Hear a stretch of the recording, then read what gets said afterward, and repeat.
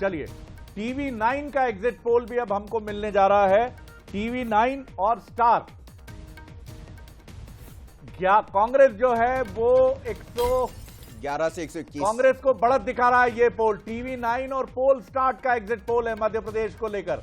मध्य प्रदेश में कांटे के मुकाबले में 111 से 121 कांग्रेस को मिल सकती हैं।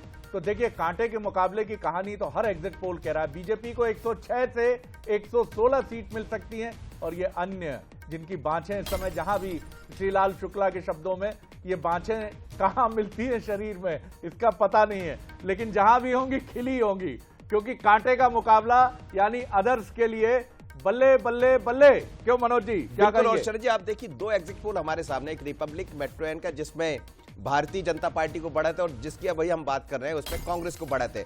तो जो नजारा दिखाई दे रहा है, जिसके यदि हम एग्जिट पोल पर विश्वास करते हैं, तो फिर वही स्थिति जाकर खड़ी होने वाली। क्या लोटस की तैयारी होगी?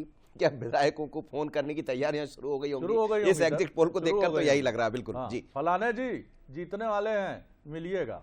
और 6 आदर्श जो आप कह रहे हैं कि बातें खिल गई होंगी जी, उनके पास भी कॉल जाना शुरू हो जाएगा। इस बार कांग्रेस भी दूध का जला है। इस बार वहां भी ऐसा नहीं है कि सारी चीजें वही हैं फला जी, इस बार हम भी तैयार हैं।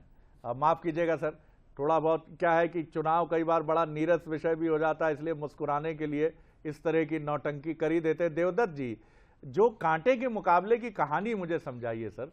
क्या ये फ्रीबीज का कमाल है दोनों पार्टियों की तरफ से, कि उन्होंने कहा कि हम ये, तो उन्होंने कहा हम भी ये, उन्होंने कहा हम ये, तो दूसरे ने कहा हम भी ये, क्या या और कुछ कारण है? आपको क्या लगता है कि मध्य प्रदेश में तो दूसरे चुनाव में वही कहानी दिख रही है, और ये चिंता भी कहीं पैदा करती है सर, क्योंकि मध्य प्रदेश अब तक बहुत कंफर्टेबल मेजॉरिटी से सरकार बनाने वाला राज्य रहा है।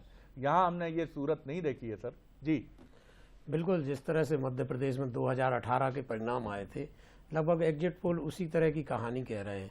और आपने जो चुनाव में देखा है, और लगातार अभूतपूर्व चुनाव की बात कर रहे हैं, तो वाकई में अभी इस समय एग्जिट पोल पर भी क्या भरोसा किया जाए, क्योंकि अभी तो बहुत कुछ आना बाकी है। जो सैंपल हमने लिए या आपने लिए, जो एग्जिट पोल वालों ने लिए, अभी आप देखेंगे कि पिछले 2018 में जो एग्जिट पोल आए थे, जन की बात का मैं अभी देख रहा था, तो उसने पिछली बार भाजपा को 115 के करीब बताई थी, और कांग्रेस को 125 के करीब बताई थी। और जो छत्तीसगढ़ में उसने बीजेपी को 36 और कांग्रेस को 58। तो परिणाम कितने मिले जुले इससे भी पता चलेगा।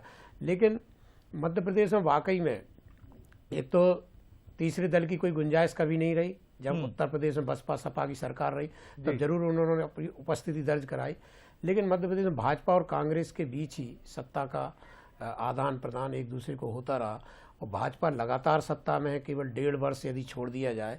इसलिए भाजपा को देखना होगा कि उसने कितना कवर किया, कितना उसने। देवदत्त जी, आपको यह भी लगता है कि दोनों ही दल इस बार ऐसे विद्यार्थी थे जिनको लग रहा था कि उनके लिए ये एग्जाम पास करने का फाइनल अटेम्प्ट है? जैसे हम अखिल भारतीय सेवा में देखते हैं, मध्य प्रदेश की बात मैं स्पेशली कर रहा हूं, कि दोनों को लगा कि अब हारे तो सब हारे, अब गया तो सब गया। तो दोनों ने ना होमवर्क में कोई कमजोरी की, अतिरिक्त ट्यूशन लगाई, अपने मेंटर से कहा बाबूजी पैसे भेजते रहिए, इस बार कमी मत करिए, अगर पैसे नहीं आए तो हम गए। पैसे आने से मतलब रिसोर्सेज की बात कर रहा हूं सर, और कोई बात नहीं है जी। दुबे जी, आपने सही कहा है, ये डू एंड डाई में दोनों दल चुनाव लड़े, उन्होंने कोई कसर नहीं छोड़ी। क्योंकि कांग्रेस को यदि 1.5 वर्ष का छोड़ दिया जाए, तो यदि अब हारती है तो उसको तो बिहार उत्तर प्रदेश जैसी स्थिति का सामना करना पड़ेगा, क्योंकि लगातार सत्ता से बाहर रहने से कार्यकर्ता टूटता है, उसकी आर्थिक स्थिति कमजोर होती है, मनोबल गिरता है। वो तो 1.5 साल जो सत्ता में आई उसकी एनर्जी थी जो सर एक और